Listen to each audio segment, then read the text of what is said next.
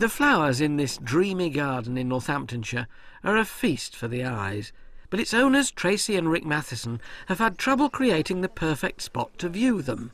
You obviously love it to pieces, this garden. Is there any particular part of it which isn't quite up to par, which you think could be a bit better? Yes, we've got a seating area by the back of the French doors, which really gets the sun. It's a bit too hot to sit out there at times. That could do with a little bit of work. A bit of doing it. OK, you're talking to the biggest revamp going here, madam. I'll revamp your sitting area. The obvious thing to do would be to put up a sort of pergola with great lumps of wood and uprights and climbers going over it, very sort of folksy. But this is a modern young couple, and I thought of something a bit more contemporary. All I'll need is 3 hooks, a piece of timber, a hole, and a bit of help. Rick! First, we drill 2 holes 2 metres high and just over 4 metres apart.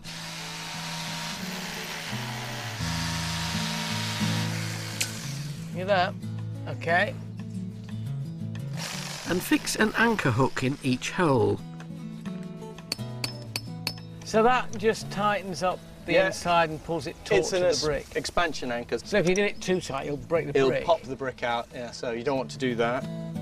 Next, I'm digging a hole 2 feet deep, which will be enough for a 12-foot anchor post. OK.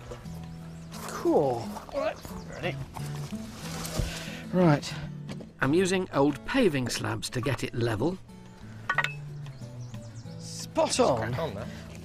I'm then filling the hole with post-mix concrete, which needs to be wetted once it's in place. Half an hour later, once it's set, we fill the rest of the hole with soil. To the anchor post, we attach another hook at the same height as those on the wall. I'm then planting up the area around the post to hide the base. Into this container goes grit and then multi-purpose compost. This is a lovely tender climber which can stay out only for the summer, but it'll be pretty here, called rhodochyton, and it has these wonderful umbrellas here of maroon. I'm then planting these lilies, which will give a lovely scent to the area. Around the benches, I'm planting some sweet-smelling French lavender and bookending them with a single olive tree. And then laying down pea shingle to match the existing path. Hopefully in a minute it's all going to go ping. Just a few extra lavender pots and we're ready for the final touch. Right, I'm ready. You're ready, you got your end? Yeah. Yep. Look. Whew.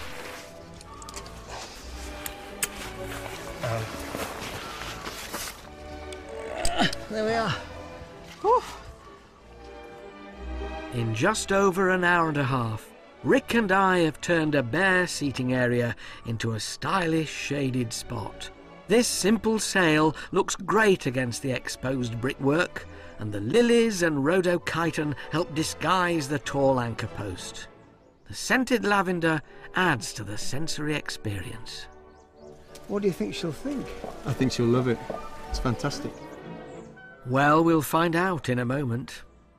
Standing in this incredible garden, it's easy to forget that there's more to flowers than colour and scent. Some plants make fantastic culinary ingredients, as Valentine Warner's been finding out.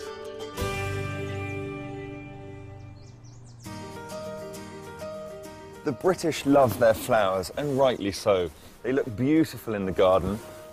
They smell fantastic. They look also wonderful brought into the house and stuck in a vase, but they have another use in the kitchen. Take this chive flower, for example. Delicious. I've come to meet Fiona Schulte, who has a passion for these flavoursome flowers and uses them in her cooking. Fiona, what have we got here? Right, we've got basically some lovely plants that anybody can grow in their gardens. A bit of water, a bit of care, and they'll come on brilliantly. So sunflowers, yep, carnations, pinks, oh, sorry, violas, and some thyme. I use them in lots of different ways, not only in my chocolates, but salads, for decoration. They look amazing. Tuck in. Shall we? Yeah. Okay, I'm going to have this little one here. Well, that was my first viola, and it's really quite a nice experience. They're amazing, aren't they? I scatter them on a salad, Yeah. but I also crystallise them as well, so a little bit of egg white, sugar. They look amazing. That must look really pretty. Pinks, Yep. well, Oh, that's beautiful. They smell great too, don't they? they have taste. Wow, I wasn't expecting that. Maybe half a flower would have been better than a whole. And you can cut them, you can put them on your dining room tables, Yeah. and you can actually scatter them on your salads as well. Yeah, they're good. I guess I was a bit eager there, and on a serious note, it's not recommended to eat any flowers unless you're 100% sure they're edible. I'm going to show you my lovely honeysuckle that I've got growing here. Just pick off the end here, like so, and just have a little bit of a suck. And you'll get a huge, sugary... Really sugary. It's amazing, isn't it? I guess this is why it's called honeysuckle, you know? Well, it would appear so. The next plant is a favourite of mine. Unmistakable lavender, you can smell it from a long way Stunning, off. isn't it? I love to brush up against it, and the smell is just incredible. It likes really limey soil, lots and lots of sunshine. It'll just come up. Just make sure it's pruned back after it flowers, and then it'll keep a lovely bush for next year. Yeah. And Fiona uses it as an ingredient for chocolates. So what I'm going to do is I'm going to mix this cream and honey in this saucepan. Okay. Here's your honey. Bring it to the boil and stir. That looks lovely. So beautiful. You just basically hang out in gardens, pick people's flowers, and then go home and cook. That would be it. Infuse it with vanilla and freshly picked lavender. The smell is just heavenly. I know, it's lovely. Really wonderful. Pass it through muslin, add melted chocolate and butter. Right, this has gone really puddingy now, and Yeah. this is what I'm looking for. It's a really nice piping consistency. Okay. Once the piped ganache is set, dip it in melted chocolate and dust with cocoa powder. Here goes. It's nothing short of glorious, Thank you. and it tastes like standing next to a warm lavender hedge on a hot day. It's absolutely amazing.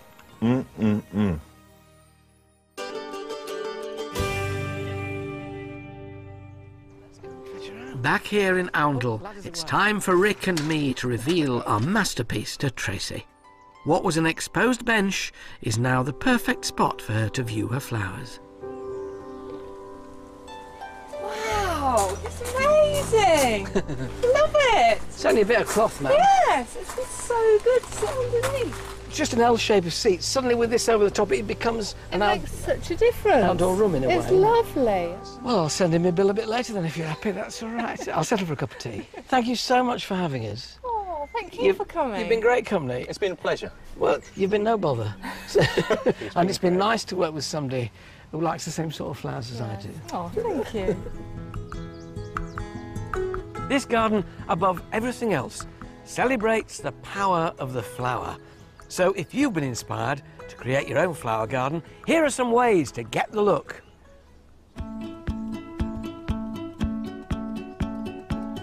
Tracy's dramatic flowers, like these cornflowers and sweet williams, pack a real punch in her garden. To get the best out of them, grow them from seed sown in autumn. They'll serve you well outside and in. Two other flowers that are ideal for cutting and should be planted in early spring are sweet peas and alströmerias. Together, they're perfect for arrangements.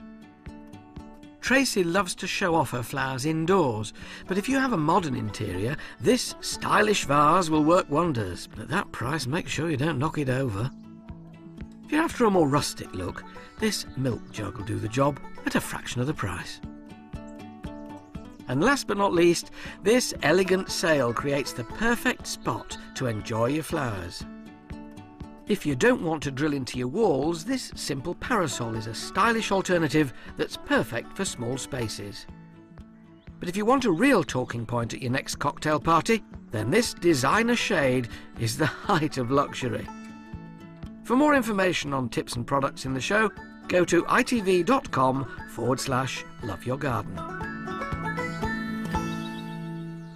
Well, I hope you've been inspired to go out there and start growing your own flowers. Join us next time for more ways to love your garden. Bye-bye. Well, for more details of the products featured in today's show, as Alan said, tips on how to create the perfect garden for entertaining as well, go to itv.com/loveyourgarden. Well, Who Wants to Be a Millionaire is back and live tonight, but the kids are in charge with their celebrity parents at 9 o'clock after Coronation Street. Next.